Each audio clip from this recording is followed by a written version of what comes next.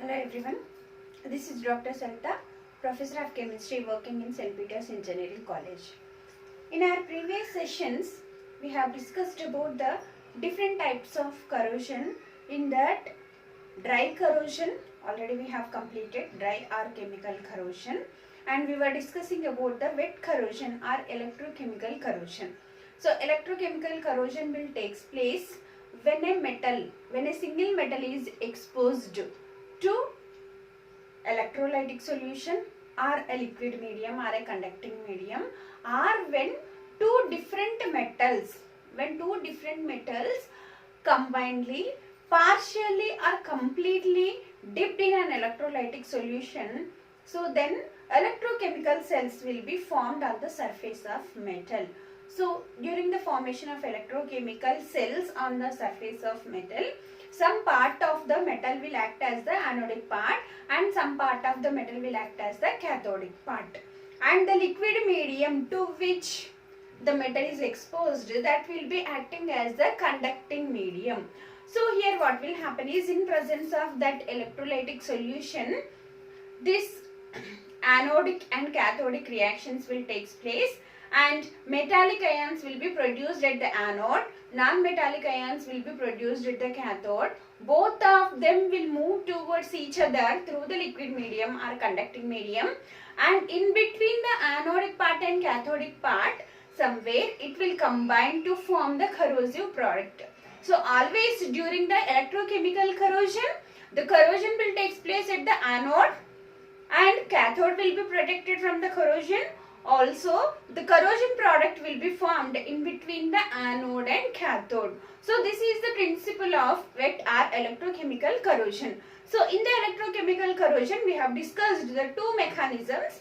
The first mechanism is evolution of hydrogen type of mechanism, which will take place in presence of acidic solutions. When the metal is exposed to the acidic solutions, then evolution of hydrogen type of mechanism will take place, whereas the absorption of oxygen type of mechanism, the other mechanism, which will take place when the metal is exposed to neutral or alkaline medium. So that we have discussed in the previous classes. Now in the electrochemical corrosion, we have many different types. So the remaining types of electrochemical corrosion we will discuss in this section. So the next type of, in the types of corrosion or types of electrochemical corrosion, the next type of electrochemical corrosion is galvanic corrosion.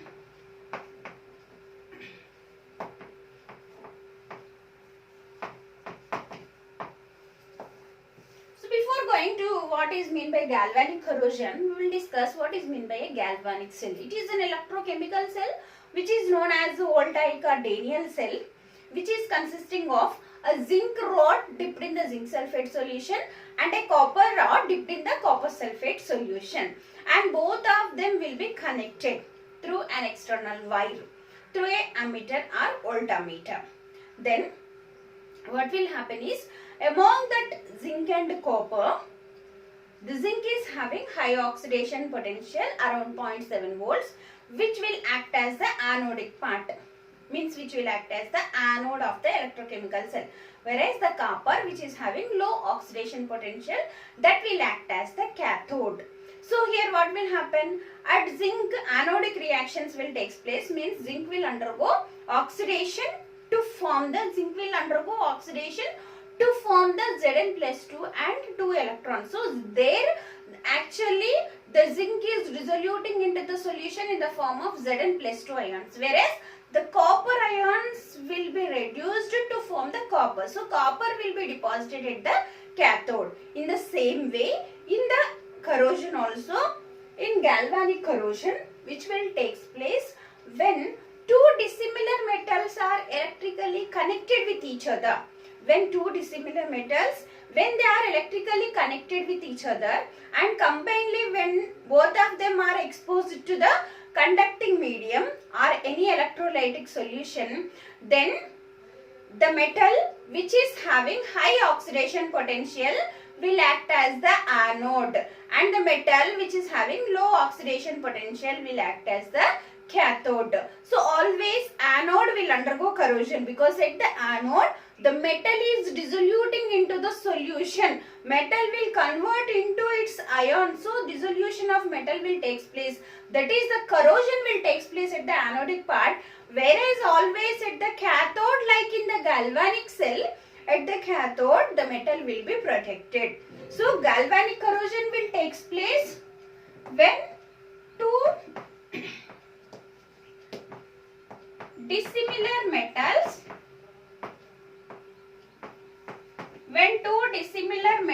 are electrically connected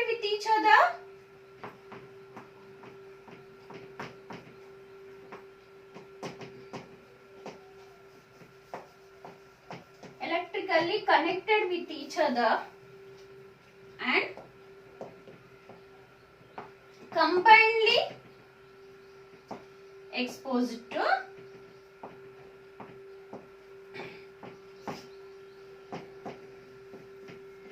liquid medium or corroding environment. Corroding environment here is nothing but the liquid medium which is acting as the electrolytic solution. Corroding environment. Then the metal with high oxidation potential. Metal with high oxidation potential.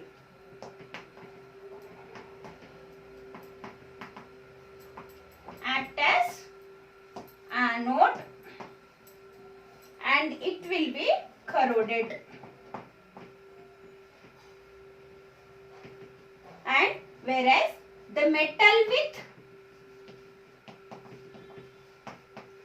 low oxidation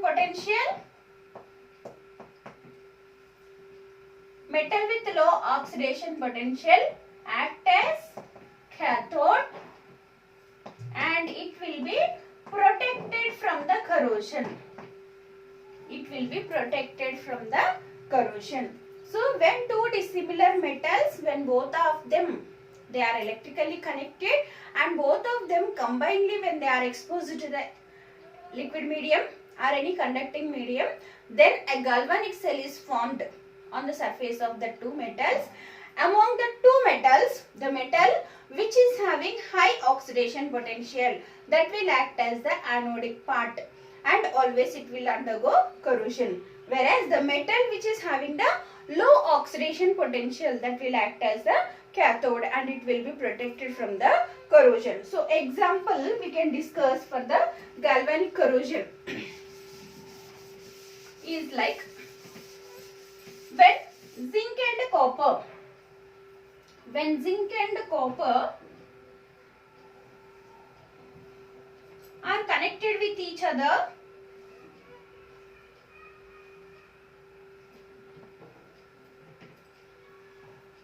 and when both of them are exposed, for example this side part is zinc and the right side part is copper.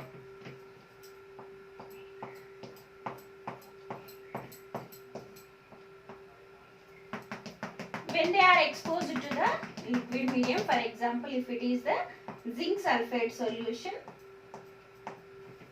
and if it is the copper sulfate solution,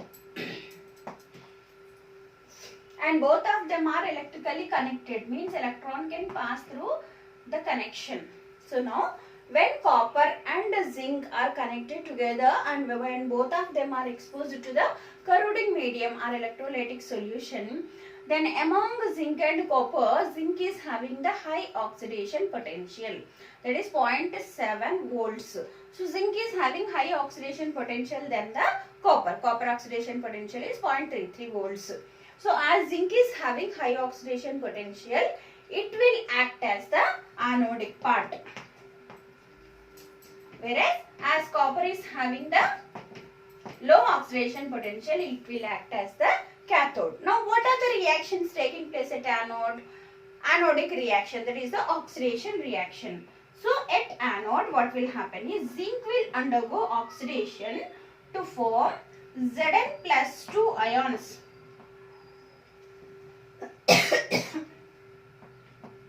plus 2 electrons. And the produced electrons, this is the oxidation reaction which is taking place at the anode. The produced electrons will move through the zinc towards the copper. And here at the copper, what will happen? Copper is acting as the cathode, so there the reduction reaction will take place. The copper ions of the copper sulfate solution undergoes reduction to form or to deposit the copper. So here in this reaction, what is happening is at anode, which is zinc, some amount of zinc metal is dissoluting into the solution in the form of Zn plus 2. Means zinc is converting to its derivative. So zinc will be corroded because it is acting as the anode. It will undergo oxidation and some metal will be destroyed or decayed. So this is zinc is undergoing corrosion. Whereas at copper, which is acting as the cathode, some amount of copper will be deposited from the electrolytic solution. So here there is no decay or disintegration of the copper metal. So here what is happening? This is protected from the corrosion. So here it is protected from the corrosion. So this is an example for the galvanic corrosion. When zinc and copper, both of them are electrically connected, and when they are exposed to the electrolytic solution, zinc, as it is having the high oxidation potential than the copper, it will be acting as the anode and copper will be acting as the cathode. So because the zinc is acting as the anode, zinc will dissolute into the solution in the form of Zn plus 2 ions, which will be corroded. Whereas the copper ions will be deposited at the copper, so it will be protected from the corrosion. So this is an example for galvanic corrosion. So generally galvanic corrosion will be helpful for protecting the copper junctions. Generally for iron pipelines, copper junctions will be added. So iron will be acting as the anode for the copper. So there iron metal will undergo corrosion, whereas the copper junctions will be protected from the corrosion. So to protect underground pipelines from the corrosion, galvanic corrosion principle will be used. So this is about the galvanic corrosion, which is an example for the electrochemical corrosion. So which will also take place in presence of moisture by the formation of a galvanic cell on the surface of two different metals. This is about the galvanic corrosion, the other type of wet corrosion. Now we will go for the another type of important corrosion which we come across generally in most of our daily life, that is, which is known as the concentration cell corrosion.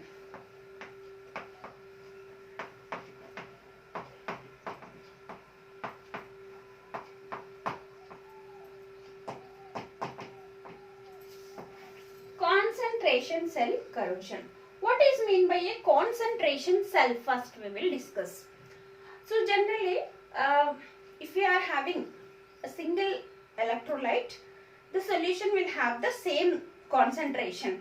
When the metal is exposed to a single electrolytic solution which is having the same concentration throughout the solution, then that will leads to wet type of corrosion. But in the concentration cell corrosion, when the metal is exposed to different concentrations of electrolytic solution or different concentrations of air or oxygen, then that will leads to concentration cell corrosion.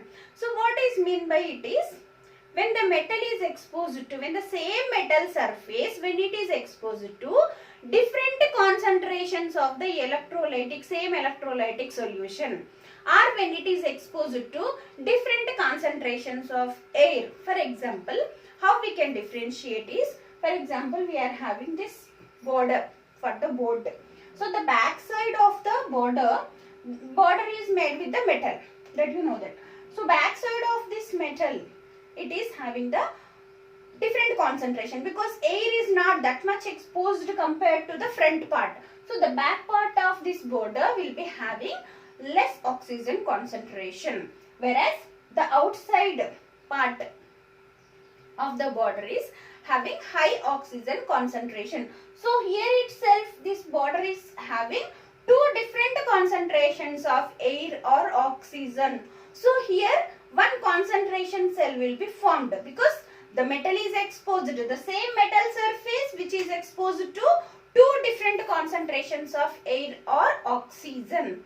So in that case what will happen is the poor oxygenated part in concentration cell corrosion, generally we will discuss about the differential aeration corrosion because different concentrations of electrolyte will be rare condition, but in general concentration cell corrosion is which is known as differential aeration corrosion and which will occur when the metal surface is exposed to two different concentrations of air.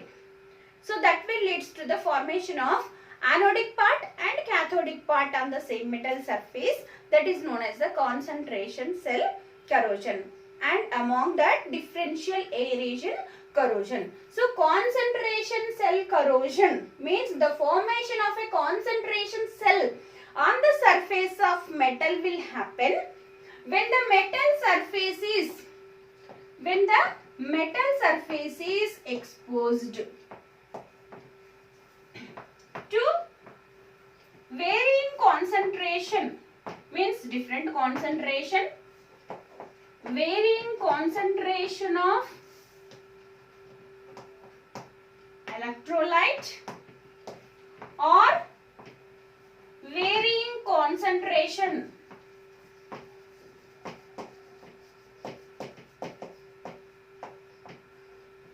air which is oxygen. When the metal surface is exposed to varying concentration, different concentration of the electrolyte or different concentrations of air, that will leads to the formation of concentration cell on the surface of metal. So here what will happen is, we will not consider the different concentrations of electrolyte. The topic of our interest is varying concentration of air or oxygen. So when the metal surface is exposed to different concentrations of air or oxygen, then the poor oxygenated part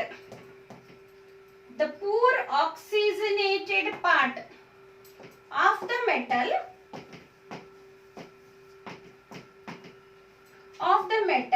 will act as the anodic part, and if the part of metal is acting as the anodic part, it will be corroded. And the high oxygenated part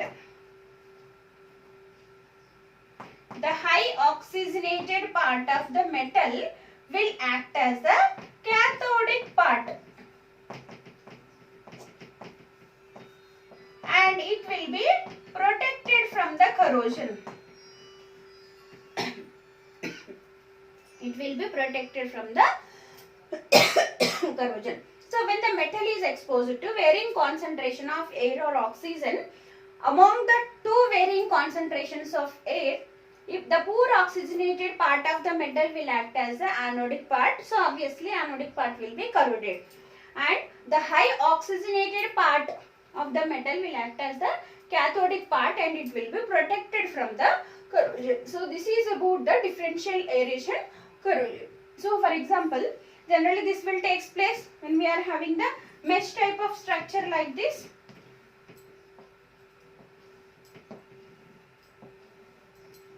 You might have observed the mesh. So in this mesh, generally differential aeration corrosion will take place because the part of this mesh which is connected here, this will be having the poor oxygen concentration. This will be having the poor oxygen concentration, whereas the remaining part will be having the high oxygen concentration. So this part where we are having the junction between the two metallic wires or two metallic rods, there the metal will feel poor oxygen concentration. So it will act as the anodic part, whereas the remaining part of the mesh or remaining part of railing, generally for railings also, where we are having the co-junctions in the mesh or in the railings, there the corrosion will take place. That is because of the differential aeration corrosion. So here what will happen is, the poor oxygenated part means where we are having the co-junctions in the railing or co-junctions in the mesh that will be poorly oxygenated. So it will act as the anodic part, whereas the remaining part of the mesh which is having the free airflow, that will have the high oxygen concentration and which will act as the cathodic part, and it will be protected from the corrosion. So this is the differential aeration corrosion, which is an example of concentration cell corrosion. So when the metal surface is exposed to different concentrations of air, the poor oxygenated part will act as the anodic part and it will be corroded, and whereas the high oxygenated part of the metal will act as the cathodic part and it will be protected from the corrosion. So this is about the differential aeration corrosion. Differential aeration corrosion, the corrosion which is taking place due to the difference in the concentration of air or oxygen. So the examples for this, we are having so many different types of examples under the differential aeration corrosion. So one of most common what we are observing in our daily life is water line corrosion. Under differential aeration corrosion, we are having the important example, that is water line corrosion.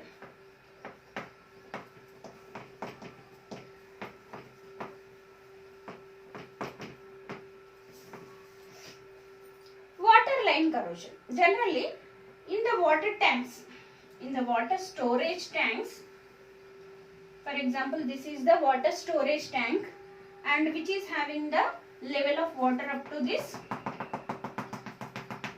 In this water storage tanks, the corrosion will take place just below the layer, means rust will be formed just below the layer of the water, and it is because of differential aeration corrosion. Rust will be formed just below the water layer or just below the bottom meniscus. This is the rust.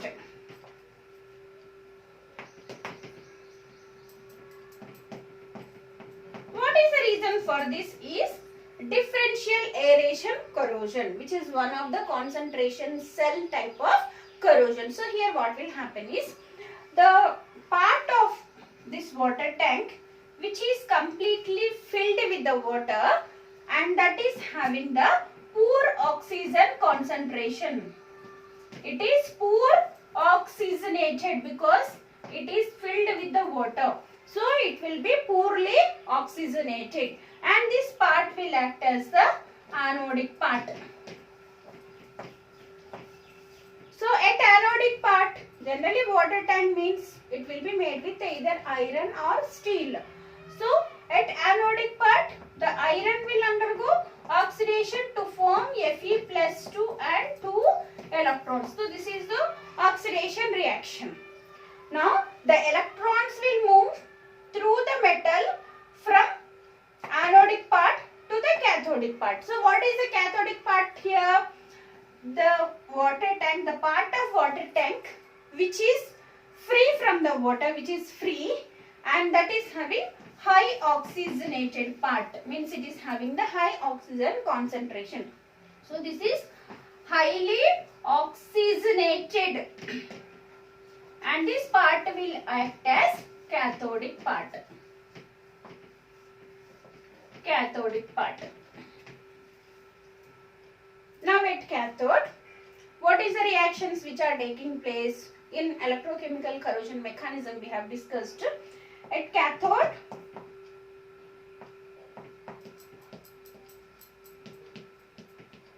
the atmospheric oxygen will react with the moisture and also gains the 2 electrons. The 2 electrons are moving through the metal, through the water tank itself towards the cathodic part, and that will be absorbed by the atmospheric oxygen, and it will form hydroxide ions. So here non-metallic ions are formed at the cathode, whereas metallic ions are formed at the anode. After the formation of that Fe plus 2 means the metallic ions will move towards the cathode through the water, and whereas the non-metallic ions which are formed at the cathode, they will move towards the anode. And in between the cathodic part and anodic part, that is just below the water meniscus, the ferrous ions will combine with the OH minus ions to form the ferrous hydroxide. And again, as usual, if ferrous hydroxide is having the exposure to sufficient amount of oxygen, then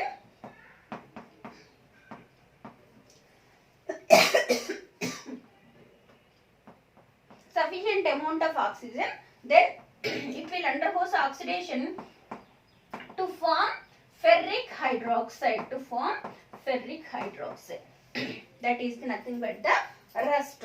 So rust will be formed between the anodic part and cathodic part, that is just below the water meniscus. So this is known as a waterline corrosion. In waterline corrosion, in the water storage tanks, generally waterline corrosion will take place. That is, in the water storage tanks, just below the water meniscus, the rust will be formed. That is because the part of the water storage tank which is filled with the water, that is poor oxygenated, and it is acting as the anodic part, and the part of the water storage tank which is free from the water, which is empty, that is highly oxygenated, and that part will act as a cathodic part. So here, after formation of anodic and cathodic part, the rust will be formed just below the water meniscus, and it is known as the waterline corrosion. It is an example for differential aeration corrosion. So one more example also we can discuss for the concentration cell corrosion.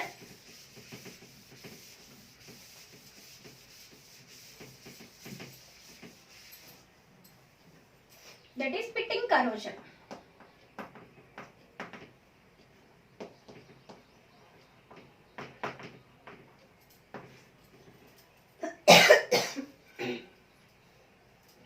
Pitting corrosion. So pitting corrosion will take place due to the formation of pits or holes on the surface of the iron metal. For example,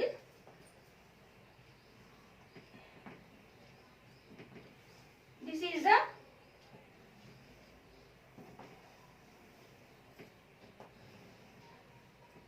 iron metal surface.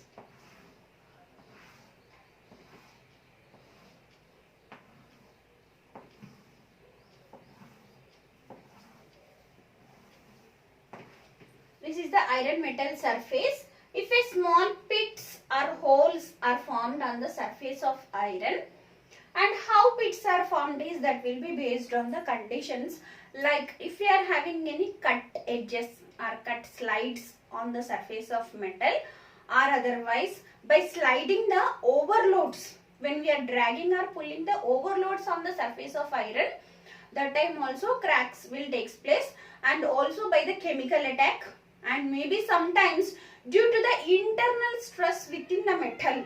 All these conditions may happen, the formation of small cracks or pits on the surface of iron metal.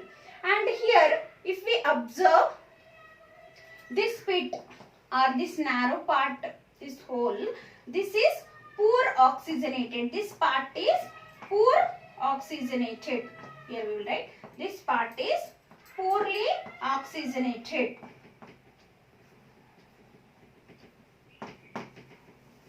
Poorly oxygenated. Whereas the remaining part of the iron surface, this part and this part, they are highly oxygenated.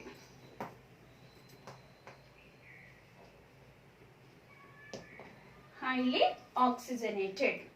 So after the formation of this pit, it poorly oxygenated, so this part will act as the anodic part, and here the corrosive reaction will take place. Iron will undergo oxidation to form Fe+2 and 2H+.